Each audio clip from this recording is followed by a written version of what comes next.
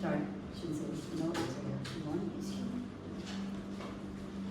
We can start. I don't know if the TAs are. I don't know if they have to, so you can tell me, so let's just go. They're working on the. Okay, great. Okay, so we're gonna start, and we're gonna go back to that reading row and take a look at it. We're still at the bottom. It talks about the phonological awareness, the decoding, and sight recognition.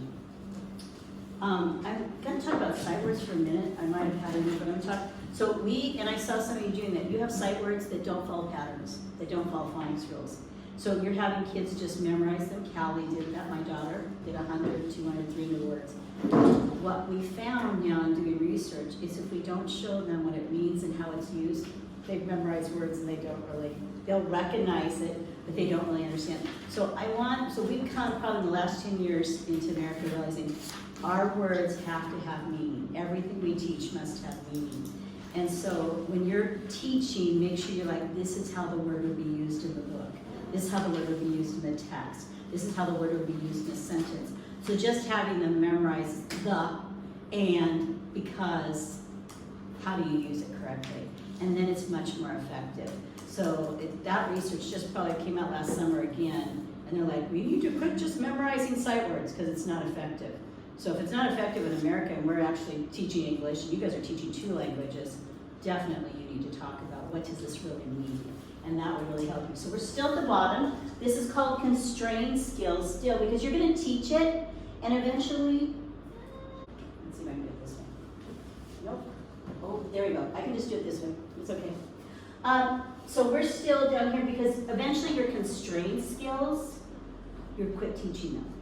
Then you get way up into the top and you get into where we will never have to quit talking about background knowledge, vocabulary, syntax, semantics, verbal reasoning, metaphor inferences, and probably this one here, the print concept, you don't use it as much, but definitely genres. I was teaching genres in college.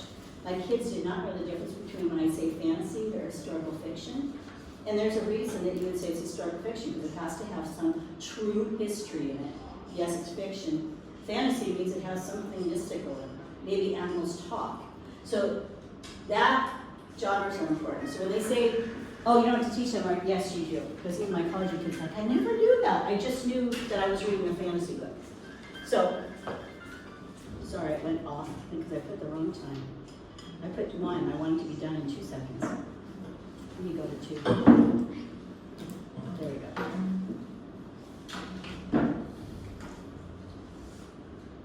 Okay. So, again, we're in constrained skills, and we're going to talk about phonics when we do this. So your beginning readers, and I used to work for metacognition, but my husband said, oh no, you're not doing that. I had a college girl that did, why does Hallman do metacognition? Well, because it's thinking. So when you're having your kids read, first of all, you need to think, what did I think as I was reading this? All good readers think as they read. They ask themselves questions, they kind of make some predictions in their head, they're thinking all the time. So the metacognition just means you're beginning to analyze the words that you have. So when you really think about reading with kids, there's a lot that happens in your brain to read a word in a second. You have to sound it out, you have to think of the meaning, you have to think about what context it was used, how was it used. All those things happen in split seconds. It's kind of amazing that kids read if you think about it. It's kind of amazing that we read, because how much your brain is able to do in just split seconds when you read this whole page and you understand it and you can read the words. That's what's so amazing about reading. There's a science in reading, and you're just the beginning of it right now. And eventually we'll just read and not even think about it. Kind of like when you drive a car. When I drove a car, I thought about everything my dad was teaching me. How to turn the signal, do this. And pretty soon you drive. I could drive to work, and I'm like, I don't even know if I thought about how I drove today. I got here somehow. I don't even know if I consciously was thinking about it. So because we want it to become automatic. We want the reading to have automaticity. That's why you do fluency. It's not just that they read fast, it's they begin to have a flow with the words. Fast is probably not beneficial. About 110 words per minute is perfect. I had a kid that read 170 words per minute. She was very proud of it. And I asked her what she read. She had no idea. But hey, I read really fast. I go, well, you're in 5th grade and you probably should know what you're reading. Oh, but I got A's because I'm really good at reading fast. I said, well, in 5th grade, you're going to need to know meaning making. So she was shocked that all of a sudden her world had burst because she was the fastest reader in the whole school. And so we had to kind of help her. And it was hard for her to break that because she just wasn't reading fast. She had not learned to think about the words she was reading, meaning making. So spend time meaning making with your kids. What does that word mean? How did they use it in a sentence? Because eventually, we're going to use this metacognition and we're going to get down here to the unconstrained skills. So right now we're going to stay here, constrained skills, we're going to talk about again phonics. And you probably, remember they can't learn stuff quickly. So research says you have to kind of teach a skill probably over 4 to 6 weeks to really have it start to solidify. That doesn't mean that's the only thing you're teaching, but you need to keep revisiting it. And you need to put it in a text. Kids do not make the connection when you're doing like phonics. When I start doing this, if you don't tie it to a book, they think they're really good readers because they can do phonics with you. And they're like, I'm really good at reading. I'm like, how come I got all right on my phonics paper? They never made the connection. I'm actually learning phonics so I can read. So we got to make sure that we're bridging that. You're learning how to sound words out because you're going to read words. And they're in a book, and we're going to read the book. So make sure you're constantly going back for it. Because eventually, we want to get to comprehension. I put deeper understanding because I begin to realize when I use the word comprehension, kids will think, I'll say, what color is the dog? The dog's brown. Oh, I comprehend a story. No, they don't. They can read brown, dog. But if I said, why was the dog running down the road? They stop and go, they'll look at the page, I don't know. And I'm like, think about what just happened in the story. Oh, there was a storm. There was thunder. Was he scared? Yes, that's the inference. So you're trying to get to a deeper understanding with that. That's your goal as a teacher. Yes, your kids are going to do basic comprehension, but you always, especially some of your kids, and I know Panette said this to you probably 6 months ago, I need to figure out how to get to a deeper level with some kids that actually are thinking beyond just basic. Ask some questions that take them to that inference. You ask the question. Kind of like I said, I asked that question in her classroom yesterday, and I said, you know, why is the girl late? I don't know if I expected an answer, but there were some kids already thinking. They think more than we think they think. So start asking them that question, and don't be scared if you have a little bit quiet, silent, because they're thinking. Thinking takes about 15 seconds. So teachers tend to ask a question and then answer their own questions because it gets quiet and they get uncomfortable. I make my student teachers watch the clock, and they have to watch that second-hand time go to 15 seconds before they can clarify or deepen, because that's about how long it takes for a kid to process what you ask and then be ready to talk. So it's okay to have 15 seconds of quiet. Try it. You're going to think it's like sounds like forever. And it does. You get used to it. And the kids at first are like, why isn't she talking? Because kids have been trained, I don't know in Canada, but in America, if I wait long enough, the teacher will just answer our own question and go on. So don't get caught up in that. It's a really, I'd say to my student teacher, you asked 3 questions and no one answered them except you. Look how quiet. I know, it's uncomfortable, but let it happen. I'm in a Bible study, and the guy who leads it, he can't stand if it's quiet, and I'm thinking, you asked a question, we need to process this before we give you an answer. We're thinking. And he answers his own question. I'm like, I'm very proud of him saying to my husband, he answered his own question. You know, and I kind of had an idea, but I wasn't quite ready to say it. I'm sure other people are like, oh, okay, we're going on. Don't do that with kids. Does that make sense? So I'm going to do something I do at college with my kids. Someone has to say something they're thinking right now that I just said in the last 5 minutes. What is in your brain that all of a sudden is like, oh, I want to remember that? Because if you say it out loud, you'll remember it. And I'll do what I just said. 15 seconds of waiting. You can say anything you want as soon as you feel like you could say it. There's no right or wrong answer, because I asked you what you think. Kids are learning phonics so they can read. Okay. Someone else. What else got in your brain? Like, oh, I want to remember that. Or I didn't quite understand it and asked me a question. And that's what your brain's like, I didn't quite get that. And that was 15 seconds before Panette talked. And that seems like a long time. That's really short, 15 seconds. And sometimes just because your hand's not up, calling you like, Mike, I'm pretty sure that you're thinking something. She's really upset that she went out to lunch with Panana last Saturday, because now I pick on her. What are you thinking? She's like, I'm not thinking. Yes, you are. Saw smoke coming out of your ears.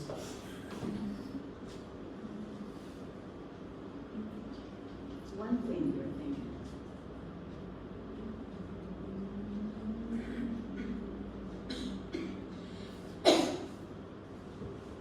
I'm gonna come back to me. And she's gonna say something. All right, got something you got stirred around. She's picking on all of us. But is there no lightning bolts come out if you don't answer right away? You know, so it's okay, you're safe. It's okay to think. Say, I'm thinking. Give me a moment. I'm thinking of the students, like, if I call them, like, it takes too long to process, and how can I help them? So Try not to answer your question. Click what I call scaffold. Scaffold and maybe explain it just a little bit more without giving an answer. Because we want to give them an answer. Don't give the answer. And can I say something? Try not to ask questions that are finite answers. Like there's only one right answer. That causes, as soon as someone says it, everyone else quits thinking. So try to ask them more. Like I asked you what you thought when I was talking for 5 minutes. What were you thinking? That is totally open-ended. I'm not looking for one answer. I'm looking for what were you thinking? And that's how it helps the kid. Eventually they'll get used to it. First they won't. They're like, what does she want? Why does she ask me that? They'll be okay. Pretty soon like, oh, I'm thinking. And when you do this a few times, then you'll have to tell them to be quiet. Because, don't tell me what you're thinking right now. I need it to quiet. I'm modeling and I'm doing, yeah. But because all of a sudden they realize their brain's thinking all the time. They love it. Someone else, Mike, I'm coming back. I told you we could get away from it. I guess the question was, when I was talking about this, metacognition all the way down to unconstrained skills, and I was talking about how you might teach it, why would you teach it, how would you teach it, what were you thinking? Just because they're reading doesn't mean that they can comprehend. There's no point of reading fast, not unless you understand it. That's a pretty good point to remember. Because we talk about fluency. Yeah, we all do. And it's okay to, you don't want them to do word by word by word. In fact, someone had the blue strip. Was that you, Cadet's room? Has the blue strip? Was that Luca? Who had blue strip? Me. Oh yeah. And she took it away because so that blue strip was good because it makes you look at 3 to 4 words instead of word, word, word, word. They're starting to what we call cluster words together. Our brain actually reads 3 to 4 to 6 words every time we look at the line. You're like, oh wait, go try it. And you're like, oh, I saw about 5 words at the same time. And your brain already processed all of it. Isn't that kind of cool? Okay. Banana said you have this book, but I have to read part of it because this is such a great book. No pictures, all words. Such a good book. This is a book with no pictures. Oh no. I'm not even going to show you pictures. It might seem like no fun to have someone read you a book with no pictures. It probably seems boring and serious, except here's how books work. Everything the words say, the person reading the book has to say. Ooh, this sounds like an interactive book to me, so that means you're going to have to say things with me, no matter what. Got the challenge? That's the deal. That's the rule. So that means even if the word says blork, we have to say it. I don't even think it has a meaning. What did I just say? Blork. How about blurf? That's not even a word. Wait a second, what? That's not a kind of word. That isn't what the kind of book I wanted to read. I have to say every word the book says. I am a monkey who taught myself to read. Hey, I'm not a monkey. And now I'm reading you this book with my monkey mouth and my monkey voice. That's not true, I'm not a monkey. Yes, I am a monkey. I'm a robot monkey. Do you hear what's happening to my voice? I'm changing it. You want your kids to have expression when they read. You don't want them to read. In fact, I got done, Jeff said, well, I could hear you back here really well. I said, that's because I've taught 35 kids in my room. My voice has to project. We didn't have microphones, so I had to project, and I had to use hands because I had to keep attention, and so I'm just kind of used to that. When I got to college and they said you're gonna have 16 kids, I'm like, oh, that's gonna be easy. This is gonna be fun. Now, one more. My head is made of blueberry pizza. Wait a second. Is this whole book a trick? Could I stop reading, please? No. And now it's time for me to sing you my favorite song. A song? Do I really have to sing a? Glug, glug, glug, my face is a bug. I eat ants for breakfast right off the rug. That's all I'm gonna do. That's done. Fun book. Do you see what we're playing with words? We're playing with sounds. We made it go long. Expressions. So important to have books like this. And all of you can read it. Because believe me, no one will care they read it the year before. This will get better and better. And pretty soon, you're going to have your kids, when they see this book, like, oh, we get to interact with the book. Interacting with books is very, very important to your kids. Okay, one person, what were you thinking when I just read that crazy half of that book? Someone talk out, if you talk out loud, you remember it, believe it or not. And you got to remember stuff this afternoon because you're all tired, you all had lunch. I want to sleep. What do you remember? Shout it out. Shout it out. Don't think you're rude. I'm thinking of how will I be decode and what topic will I get the book to be like linked. Good. Someone else?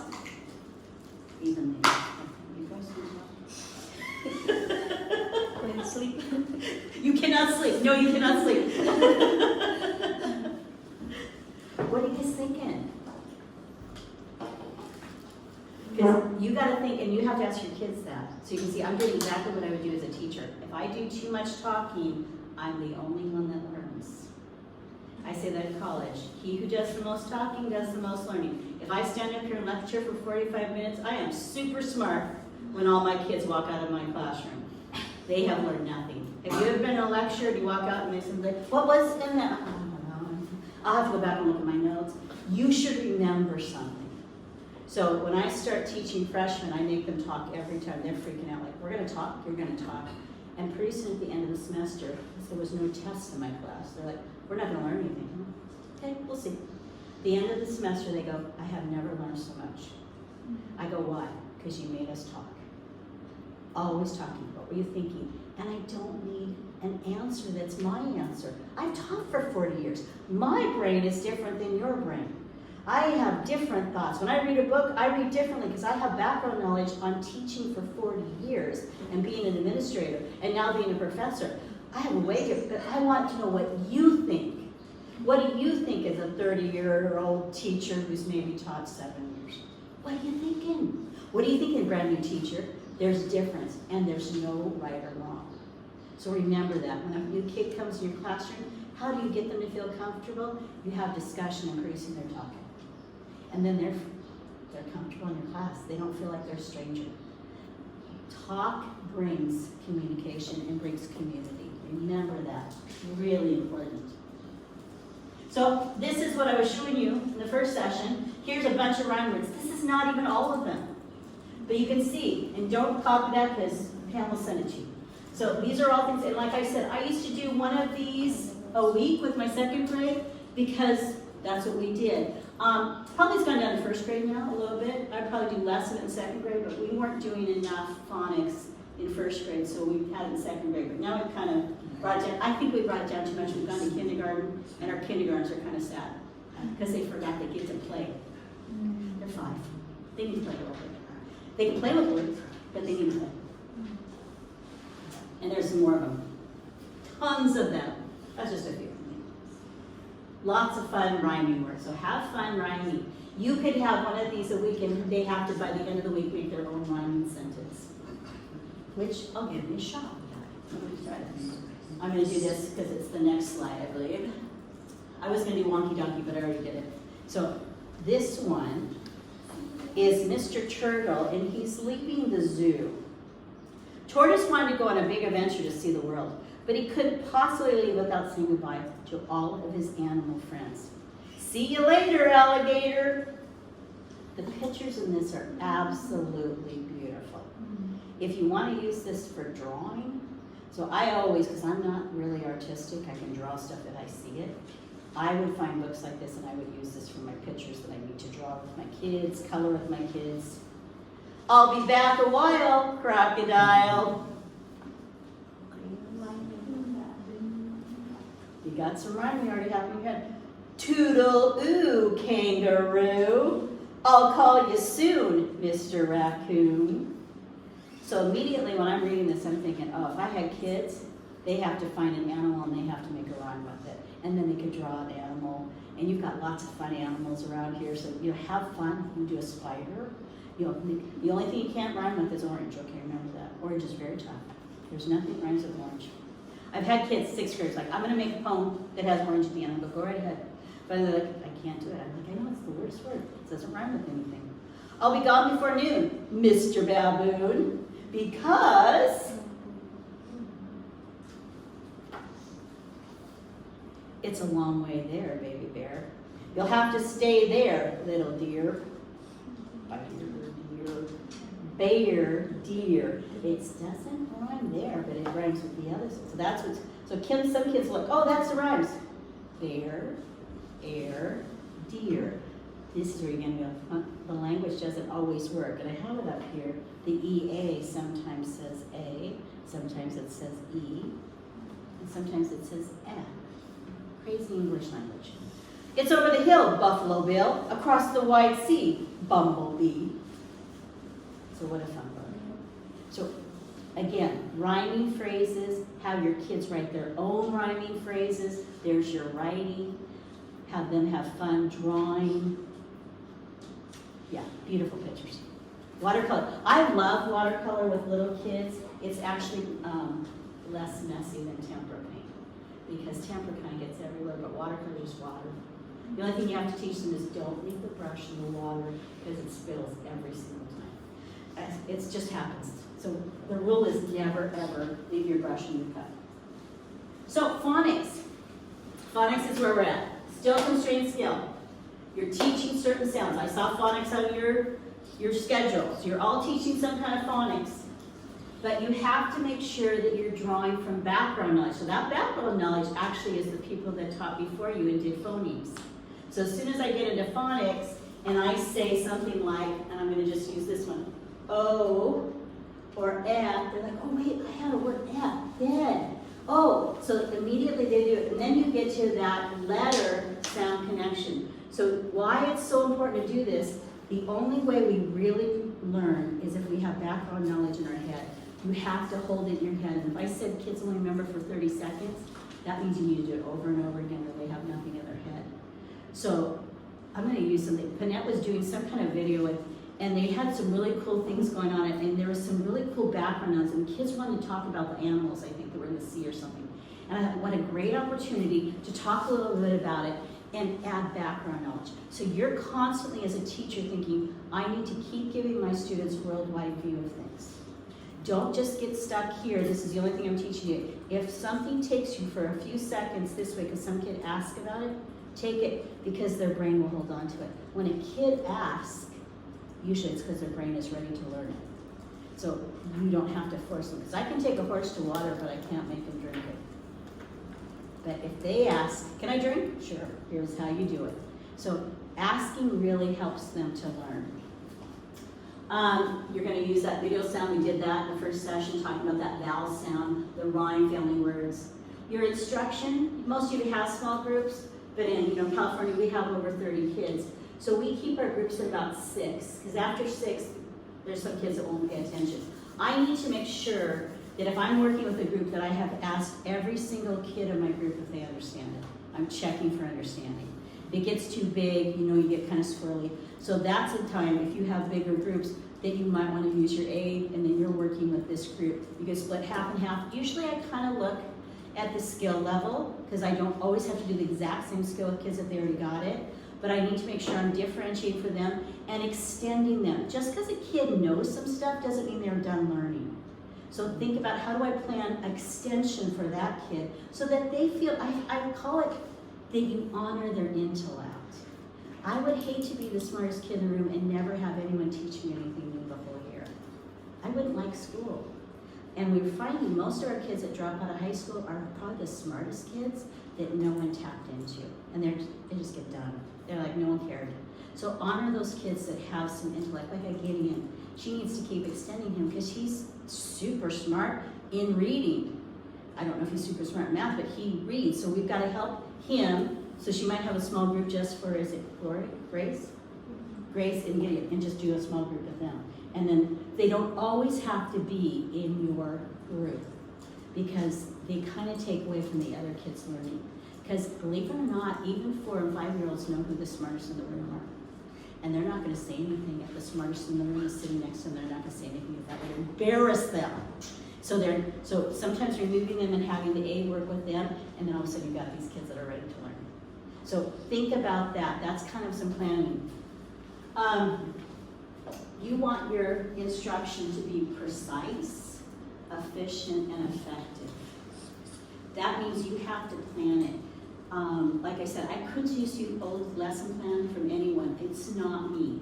So I have to think about, I can look at an old lesson plan and say, what did they want me to teach? And now how am I going to teach it? And how is it going to be exact? How am I going to model it? How am I going to explain my brain? How am I going to show stuff on the board so they can see it? And how am I going to check for understanding? So I use the words with my students, and I don't have it on the slide, it'll be another slide. Measurable and visible. At the end of every lesson, I want to measure their learning and I want to see it. So I'm going to use Panette again because Panette did something yesterday. She had kids, she taught sentence writing. I did something, she had the kids write sentences at the end. She sat there and watched them. She knew immediately that they knew how to write a sentence because they showed her at the end of the lesson. It was visible and they knew it too. You have to make sure if you taught a lesson that all your kids showed you they learned it. So I would ask my student teachers every night, can you tell me if all your kids learned today? And they look at me like, I don't know. I go, you did check for understanding. You have to check for understanding. 35 kids, that's a big ask for us. That's huge. I mean, I'm like, how do I do it? I used to ask one question and have 6 kids answer it. They're like, well, maybe they just taught me something.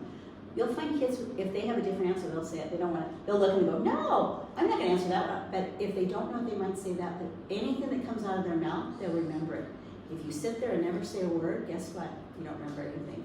So think of how many kids in your room don't say anything all day long. They're actually not learning. So when you guys were looking at that data and you're like, what's wrong with these kids? They probably don't talk. So they don't learn. You've got to get those kids. So how do you do that? Maybe you do one-on-one. Maybe they'll feel safe being in a group. But you have to get them, and you can't force them, but you've got to get them comfortable enough they can say stuff. Micah's group, there was a girl that wasn't going to say anything, and at the end, after we had done sat a million times, I think she finally said bat. And I didn't even ask her, it just shot out of her mouth, and she's like, oh my gosh, I just said it. I'm like, where'd it go? So she felt comfortable and said, wait, I know what rhymes with sat, bat. We had done it 5, 6 times, so of course she could know it if she remembered it. But that, all of a sudden now she has confidence in herself. Now she can walk away and say, I know that sap and bat rhyme. That's important. So think about your visible, measurable, I want to say goal, objective. What did they show you that you taught that day? So your worksheet should be a follow-up to your lesson. So if the worksheet doesn't work, make a new worksheet. Or have them draw it out on a piece of paper. Or have them write a sentence. You don't always have to have a worksheet. You can actually make your own. They can make their own. But you want it to be purposeful. You want it to be something that you know that will show me if I taught it. So make sure that those lessons go there. You see how maybe that would help if you're working together? I worked with a lot of people. We would not sit around and see who's running these papers off this week. We would talk about, this lesson doesn't look good. How do we make it better? We got to 5th grade one year and we realized we had super smart 5th graders. They had no idea why they could make a problem, or why it worked. They could do the algorithm, but they didn't know why. They didn't know why when you multiply 2 decimals together, it got smaller. Because multiplying was bigger, right? And all of a sudden, so I said, well, why does it get smaller? And this kid that was super smart in math, I still remember, and he went on to be quite an amazing kid. His tears started running down his eyes. He goes, I don't know. I can do it. And I said, but if you're a mathematician, you need to understand. So I've said to you, I want you to explain your brain. Guess what I want your kids to do? Explain their own thinking. Why does that work? Ask the question why a lot to your kids. It'll be hard at first, because what I'm asking you is kind of, it's a stretch for you. But if you all keep doing it, you'll have a different group of learners here. And you will love coming to work. And I want to hear about it all the way across the Pacific Ocean.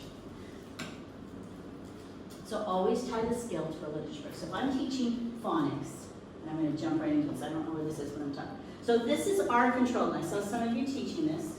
So I have R controlled vowel. R means he's bossy. And he likes to control all the vowels. Shame on him. So these vowels don't get to say o, They get to say other things like R, like a pirate. Everyone go, R! R. That wasn't a very good R. Let's try that again. R! R! We're going to take over the world. We're pirates. Now, this one here doesn't work. What does that say? Or. Yeah. This one doesn't work because it's a pirate. These three are tough because they say what? The exact same thing. That's terrible. So you're going to have to teach them, and they're like, what if I misspelled? No, they don't care. But I do teach you little tricks. I'm like, usually you'll see this one at the end of the word, and these might be at the beginning. And I always show them the opposite, because I've seen a lot of girls get grilled. So this is, they'll say girl, and I'm like, really? That's girl, that's a grill. And is the girl getting grilled? What are you talking about? That's girl. No, so you want to show them, look at when I do this. Oh, now that's girl. This is grill. You want to show them what they probably would do. You actually want to show them their mistakes. They can say, oh, and I hear my 5th graders who go, I'm not doing grill. I'm not doing grill. I have to add right here, and I probably have somewhere else, but this is the funniest one at Easter time, because we have a bunny that hops down the road. And when they do hopped, the bunny hop down the road, they do this. The bunny hoped down the road. I go, the bunny's hoping? It's hopped. No, it's hoping. Because, and we'll get into this towards the end of this, but you have to add 2 P's because, let me use my other color, because the rule is it's vowel, consonant, consonant, vowel. This vowel gets to be short. If it's, this vowel is long. So that's vowel, consonant, vowel. And this E is silent, but it's because it's vowel, consonant, vowel. That first vowel usually is long, not always, usually. This one, the pattern vowel, consonant, consonant, vowel. So if I have the word stop, and I want you to do stopping, if I do this, it's stopping, which is not a word, but it works, but they're like stopping, vowel, consonant, consonant, vowel. I did this one year in 6th grade. I had a kid who didn't ever get to teach, who didn't get to stand reading because he wasn't a good reader. And they kept putting him down 6th grade, and they wanted me to put him in 2nd grade for reading time. I go, oh, he's 12. I'm not embarrassing that way. I'll work with him. So I read with him a lot, but I did this rule with him, and he had this epiphany. He went, did anyone ever explain this to me? And I'm like, I'm pretty sure they did. He goes, I finally get it. Why? No one said that's not the right word. He goes, I never realized I was supposed to double the consonant. And then when I read with him, and then I asked him questions, guess what? He was one of the deepest thinkers in my classroom. And the kids looked at him like, whoa, that came out of your mouth? They had never got to hear him think, because he always had to go to 2nd grade and go, the dog is, because he had some learning disabilities. But guess what? His brain is still 12, and he's an amazing thinker. So be careful that you don't just limit, and I think Pam mentioned that with your data. We got to be careful not to keep them in a group just because they don't show something. They are mature enough to think. That's why you have those words called creative thinkers, because thinking is the most important thing that you could teach a kid. When our Common Core standards came out, parents were very upset because they thought it was politically biased, and I said, no, it's actually the best thing I've ever seen, because it wasn't a checklist anymore. It was me teaching depth of a standard. I got to teach it. I only have 8 standards in language. That means I get to teach 8 standards for 180 days.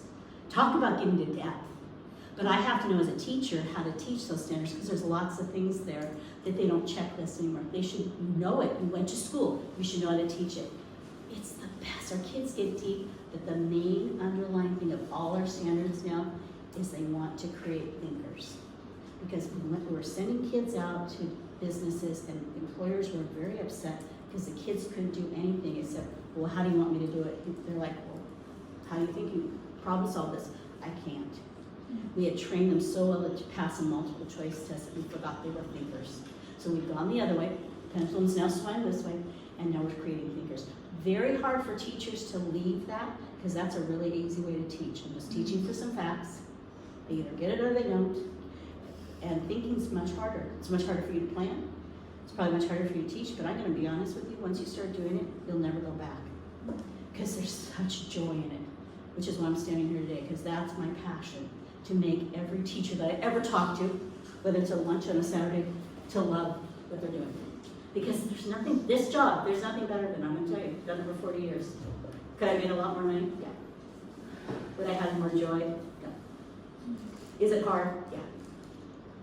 But you build relationships. That's why I'm here. Panette, I must have said to Panette, like when she was leaving, if I ever retire, I'll come see you. So I said I retire, and she goes, when are you coming? I go, oh, Ken Woody's a long ways away. Promises to keep, that's what she said, promises to keep. So here's my bossy R. I might use this book, Penning the Marble. Guess what, it's in our book. So you can use this, and you can look at the lesson plans we made. I use this for many things. We use it for the bossy R because marble, hello, marble, R. And we read it a little bit, we talk about it. Far, forth, I saw you some do OR this week. Great book, but then we also get into Penny and her character traits. And I'm going to talk about that in the next session. There's my little anticipatory set. I've already done that with you. So we might have a slide that looks like this, to kind of, so our kids can say, okay, this says star. Which one is it? This says, what is it? It's tiger. What do you think it is? I don't care if you get it right or wrong. They might say R, and then someone goes, I think it's because you said if it's at the end, it's probably ER. I'm not really worried about the spelling, but I want them to start thinking that way. What's the next one? I don't know what that is. It looks like fur. Fur. Someone might go, I know it's UR. I know it's R, but I know it's shirt. So, bossy R. And if you say things like that, they'll never forget it. If you say R control, or you have to remember the OR. But if you say, oh, we're learning bossy R today, they're like, oh, yes, bossy R. And wait, we get to sound like a pirate. R. They love that kind of stuff. You have to make mnemonic devices for them to remember things. If you want them to remember, because remember they only learn 30 seconds and they're done, you will get more bang for your buck. I said that to someone, they said, what do you mean? It means you do more things and it's only cost a buck. It's an idiom. Spelling patterns. I'm going to talk, and I don't really care if you don't know diagraph and diphthongs. We used to have to teach that to our kids, you don't have to. I put the real academic language there, but it's not important. But this is one that would trick your kids. Why? Someone tell you? In your brain? Why is EA so hard? Can you give me an example of a word that has EA? What? Idea. Okay. Break. Leave. Break. I'm going to write this one. No, can I write the A? No, I have to write the what? EA. So that says A. Streak. Streak. Steak. Steak. Ooh, so close to streak. Isn't that cool? But it's really hard. So you guys wonder why your kids, EL kids, are having trouble? Yeah, American kids have trouble because it doesn't follow the rule. I learned French and it followed the rules all the time. American English does not. So it's a hard language to teach. So give yourself, like, you're doing a pretty good job. I'm kind of amazed because truly, if I came, you were going to teach me. Come on, you'd be here a really long time. Because I'm really bad at languages. But you've done a lot of these with OW, I've seen that. OA, I'll give you a little rule on this. So So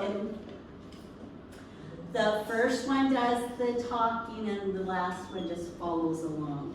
So anytime you usually see two vowels together, usually, I'm saying usually, not always, because right here we have some issues. Usually the first one's gonna say its name. So goat. A doesn't get to say anything. He's just a friend. He's just tagging along and being quiet. Now, the silent E is super fun. So you have a silent E, and I'm gonna like say lake. And this always, usually, I shouldn't say always, usually, and this guy's silent. And I, because I had boys, and I said it's because the E kicks the A and says its name. And it kicks in the keister. So they like it. They remember it that way. If not, they forget. So say silent E, what does it do? It kicks in the keister. So you can see I try to have fun teaching. I try to make my kids laugh. Because if you laugh, you actually remember it. So if you make a joke that ties to something that you are teaching, they will remember it more. So that's kind of an interesting, so when I have a classroom even in college, I had to make it kind of fun. Because my college kids, you guys think you're tired? You should see my college kids come. I had an 8 o'clock class. They could barely open their eyes without, and I'm like, okay, here we go. They're like, how do you do that? I go, because I'm the teacher and I have to. I would like to be laying down on the floor too. You should see during COVID, I couldn't get their head in the screen. Are you there? I'm there. Whoops, let me go back. That was like 5 a.m. till 9 p.m. No, 5 p.m. to 9 p.m. Yeah, no, we had, well, in America, we didn't think kids should be on screen very long, so it was like once a week. It was ridiculous. And our poor little elementary kids only were on screen with their teacher 2 hours a day, and the rest of the time was asynchronous. And so they were trying to teach themselves, which is why we're going to lose a decade of children. They can't learn to read and do math. California right now is at 50% in math. And math should not be low. It's literacy, it's play study, it's understanding. But no one's teaching it. They, kids were in kindergarten, and when they came back, they were second graders, and they didn't go back and try to teach kindergarten or first grade. They just made them second graders. It doesn't really work with your brain. They developmentally, they weren't ready. And they're like, well, they were online. They were online, but they weren't doing work. They were online, playing games and sleeping. Yeah. So this word here, big word, you still get scared of it. Orthographic means sound and letter. That graphic means the symbol, the font. So you tie them together, and that's how you get phonics. I just did R control, I did vowel, consonant, vowel. Does someone want to ask me a question about anything I just covered here that you need clarification? Because there's nothing wrong with asking clarification. Because if you do, guess what? You will remember it. And I want you to remember it. No one wants to ask a question? I just want to know about a different What do you mean by that? Because there's just so much more that I feel like me as a teacher, I should be able to know these rules, but I don't. It's very hard. I taught this to her in her 5th year. It takes a long time to learn all this stuff. So, and I mean that, I have an email address, you can write it, and I will explain it, because it is very hard to know the English language. And I have no problem, especially if you have a specific answer. Pretty soon you'll get it. But, yeah. The wonderful thing about technology, it takes all the words down. You can talk anytime you want. Pretty sure Panana had to be FaceTime. Look at her face. She's like, no. The woman is making me crazy. I think I got, I went the wrong way. No, let's see if it's working. Okay, here we go. Now, I just did silent E with you, and I could do it even more. I find, and I'm not putting you guys down, but everywhere. I had a teacher, when I was a principal, she said, I want you to hear my kids sing this song. So they came and they sang to me. I stood on the sidewalk and they sang this lovely vowel song, vowel pattern or something. And I said, so what does the song mean? I don't know, we just sing it. Remember, they're EL, they learn the song, they can say all the words, they had no idea what it meant. So before you teach a song that you all have, you have tons of them, teach the rule. So then you teach the song, it actually solidifies what you taught them. That's cool. That they understand, oh, we're talking about the magic E. Oh, because we did a lesson on it. And we played with words. Because just showing them this will not teach them. You are the teacher. This is not the teacher. You can find things as a teacher to solidify what you've taught, but you have to teach it first. You can go back and review with that as long as you feel like they remember it. If you can tell that they're just like them, so I might ask, what does this song mean again? And you're just real quiet. To make the long vowel speak. What does long vowel mean?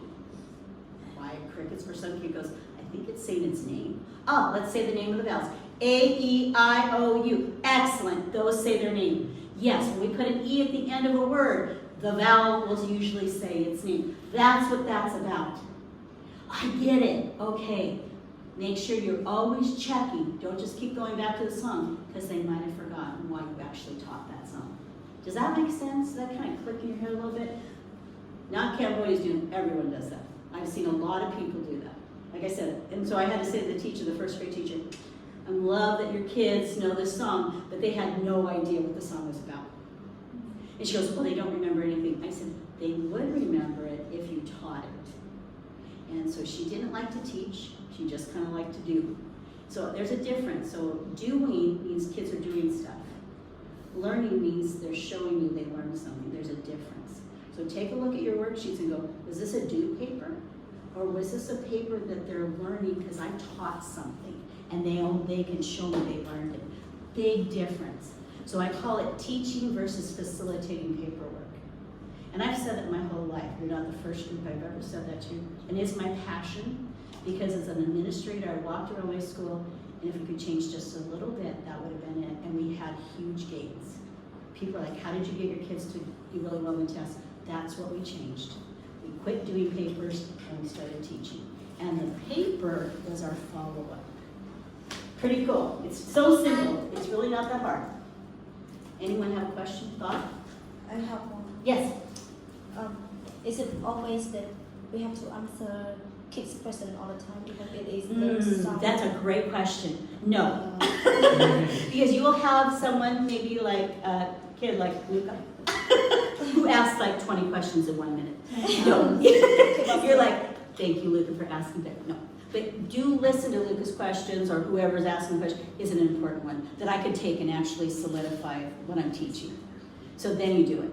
So you kind of have to be listening all the time. You go, good question, not good. And you just say, like, Micah, that's your third question, and I'm going to come back and talk to you later. Now, I had a kid that could not be quiet without asking me questions. So I gave him 10 Post-it notes on his desk each morning. He could write his question on those 10 Post-it notes, and I would come by and answer his questions later because he could not be quiet. He was super smart, and now I might have done more differential, but he was really different than all the other kids. So it was hard to differentiate for one kid. And so I just taught it, and we had a great conversation. Like, that's a great question. And then I might ask it out loud to the kids. And sometimes then he began to realize, well, that's a good question. I could ask out loud. This is kind of just me getting attention because there is a difference. Yeah. And you will find that, especially with kids that maybe are having trouble at home, they're gonna seek that attention. And you do have to give it to them, but you also have to realize you have other kids that need your attention also. So yeah, it's hard. So you'll find the balance. And sometimes you won't, you're probably like, I screwed up today. I have to tell you, I went home, I try to differentiate every day, because I had very high kids and very low kids. And I can remember walking into my classroom going, today, I did great. I got everyone. And then there's days I walked out and I go, I did a really lousy job. The poor high kids didn't do anything extension, and I don't even know if I hit the low kids. I think I just stayed in the middle. Then I have to walk home and say, not tomorrow. Because if I do that day after day after day, I've got a huge group of kids that are not getting anything. But see, I have to do that old self-reflection on it. And I have to have my hard conversation with me. You know, and what do I see? So I take papers home, I'm like, oh, these papers look terrible. I thought they got it, they didn't get it. I'm not gonna come back and yell at them. I'm gonna throw them in the trash and where's the little paper? I was like, you guys didn't give it because of me. I always blame me. Because if they really get it, they will have an epiphany and they will want to show you they learned it. If you have a relationship, which you all do, and I said that to Panette the other day, I said, I have no issue with you guys. I love your children. I can tell that. That is the hardest thing as an administrator, to get people to love their kids. I've had kids that are going to become teachers, and I watch them teach, and I'm like, why are you teaching? You don't like your children. And kids know that. They're like puppies. They know if you don't like them. But if they know that you love them, they will try to please you all the time. And so have that relationship. If they know you love them, make sure you follow through. So don't say something without doing it, because they will start to not trust you. That's really, so keep that, relationships are super important. Remember that. Just like, that's why I kind of tried to walk with you guys. It was kind of hard this week, because I can't just come and talk to you without feeling like I know you a little bit. So I'm not picking on you, I just want you to know that I know you. I feel bad, I didn't get to the 3-year-olds as much, sorry about that. You always make parents always doing snack or recess. I was like, oh, my schedule's off. Let me see. I want to talk about Y. Y is another one that might be hard for you guys. So Y is a vowel. Not always. Y is a vowel. When is Y a vowel? Y is a vowel when you have a word like this. By. And it will always say, I would say almost always, it will say long I. If it's a one-syllable word. So one-syllable word, by, and the Y, there's no other vowel, so Y has to become the vowel, and it says I. Two-syllable word, puppy. Y, this is the first syllable. Every syllable must have a vowel in it. So remember that. Every syllable must have a vowel. This can actually be, that can be a syllable by itself. April can be the syllable, as long as there's a vowel in the syllable. I don't really worry so much about dividing words in any word, but know that. So this has a vowel, of course, then this has to have a vowel. And this always says E. So Y is a vowel will either say long I or long E. And it has to do with one syllable or two syllables. So that's kind of hard sometimes for people now. And I say that because my college kids don't know. So they're like, oh, I never knew that. So there you know. Yeah, hoping you got that. GH, that GH is silent. It's very hard for kids. You do the word light. And if we were doing phonic awareness with that, so we make the T, ooh, I, t, three sounds. Do you notice this? So, silent. And that's hard. So if your kid writes this, sometimes your kids will write this because they understand phonics. They understand phonics, so I'm like, ooh, you're good. And I go, the English language is crazy. It's not spelled that way. Some people spell it that way because it actually sounds like that. But this is actually the real spelling of it. And they go, why? I go, just because. It's just GHT likes to hang out with T. So, and they remember that. GHT likes to hang out with T. Okay, that's all I remember. GH needs a friend, and it happens to be T. You've got to make funny things with your kids to learn phonics. If not, it's very hard for them. You think it's hard for you? Think of your poor kids. So, if you're teaching reading, which you all are, try to teach one phonics skill. So you're reviewing other ones, but the one that you really learn to teach that for 4 to 6 weeks. Keep reviewing it. You eventually. So I went to visible learning training with John Hattie from Australia. He had some charts with the kids, so the kids knew what they were supposed to learn. So maybe think about that. Do your kids actually know what you want them to learn? So they had a little chart, like this month I want to learn long A, or I want to learn that I goes with GHT, and then you keep kind of thinking, and then you actually check it off on their little paper, and you initial it like, you got this. Every time I've asked you, you've gotten it. Because I think sometimes our kids come and they don't really know what you want them to learn. Can you imagine if you came and you didn't know what you were going to do that whole day? That's kind of hard. And so your kids, you kind of have to be, so when you start a lesson, you say, today we're going to learn this. I would probably, I know you say numeracy and literacy, I probably would say what your objective is that day. Like, I want to teach geometric shapes to you today. They know it's numeracy time, but that's for you guys for testing. Tell them exactly what you're going to teach them that day. That gives them connection in their head. I had teachers when I was in Oxnard as a principal, I'd say, so what are you teaching math tomorrow? They go, 3.3. I go, what's 3.3? I don't know, I haven't looked at it yet. Well, then I don't know how you're going to teach it. And so by the time I left after 4 years, they look at me like, don't say 3.3, I'm teaching fractions. I go, what are you teaching fractions? I'm going to teach them how to add fractions. Are they like or unlike denominators? They're going to be like, okay, and tomorrow will be unlike, if they get it. See, that changes the whole conversation with you, your kids, and even your administrator. because you know what you're gonna teach. That means you get in the shower in the morning, you're like, okay, I'm teaching fractions and adding. Well, it's gonna be unlike denominators. Where are the issues gonna be? Well, what problem should I put there on the board to show them? You're already thinking about your lesson. So that's why you have to plan before that day, because your brain is already then starting to think about it, believe it or not.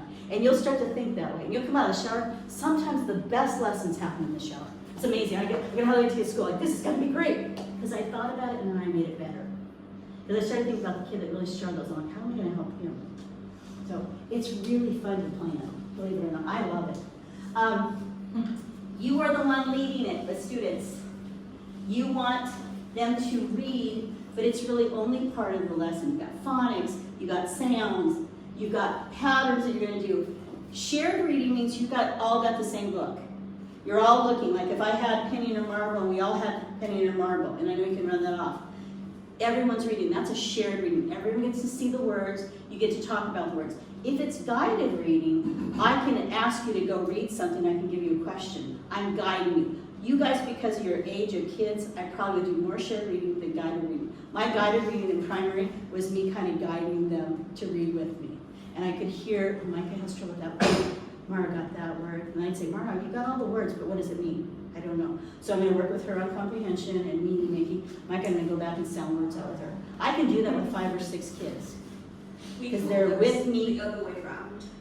Guided reading for us is what Oh, is that okay?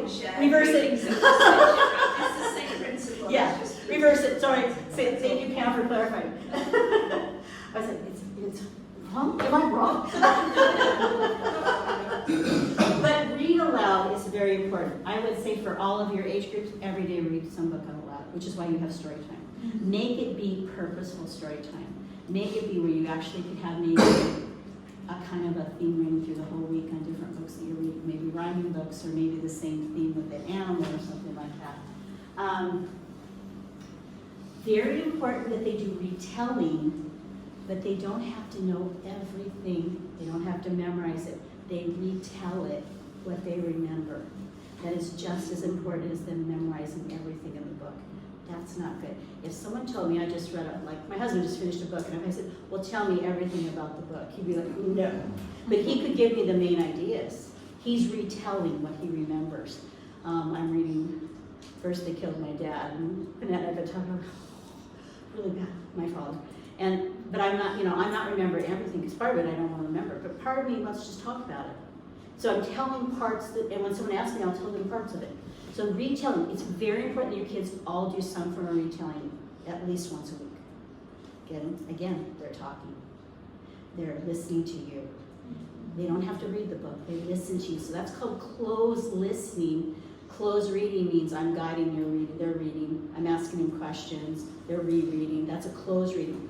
Closed reading means they're listening to, they're listening to you and they're listening, and they're going to be able to ask questions. And you can ask very deep questions, because listening is really important. So don't feel like I have to ask simple questions because they didn't read it. Actually, you can get really deep with 3, 4, or 5-year-olds. You'll be kind of amazed at how deep they really are in their thinking. It's kind of fun. So I'm going to talk a little bit more of this, but we're going to need to model, think aloud. You need to model what you're thinking as a teacher. I remember I had a problem, my students didn't retain anything, and someone said, well, do you model that? I go, what do you mean? They're like, well, when you're reading, what do you think? And I go, I don't know, what do I think? I have to go back and teach myself. What do I do? Oh, I'm asking myself a question. Why did that person do that? Oh, I wonder what's going to happen next. I wonder if this is going to happen. I make a little prediction based on what I'm reading. You say that out loud with your kids. When I finally said that to a kid in 5th grade, he goes, you actually think that as you're reading? I go, yes. He goes, I don't think anything. I'm like, because you've only worried about the words. You've got to, that's how you get to meaning making. So you actually model what you do as a reader. They will love it. They're like, well, that's kind of cool. You actually have a movie in your head? So the kid goes, well, I want to see the movie. I go, you can't get in my head. You're going to have to read the book and get your own movie. Oh! You want to show your own metacognition process. You want to show them how you're analyzing it. Why does that title go with this book? I got Fish in a Tree. It's a weird title. Fish in a Tree. What it is, if I told a fish that he couldn't climb a tree, he'd be dumb. that fish will go, I can't climb a tree, I can't climb a tree. I'm a fish. We tell kids all the time that they can't do something and they're not smart. They are.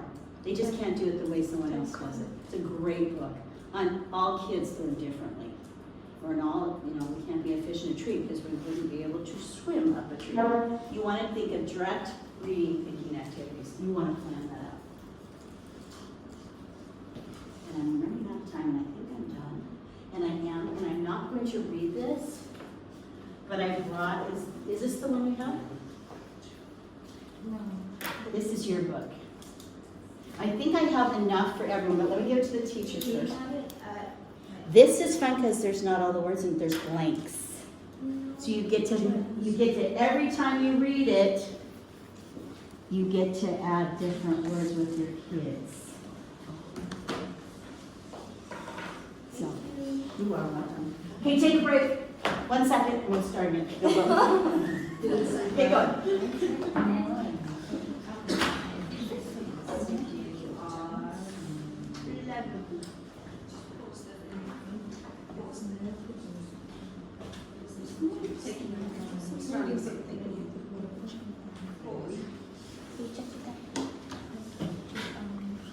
You couldn't just put some water in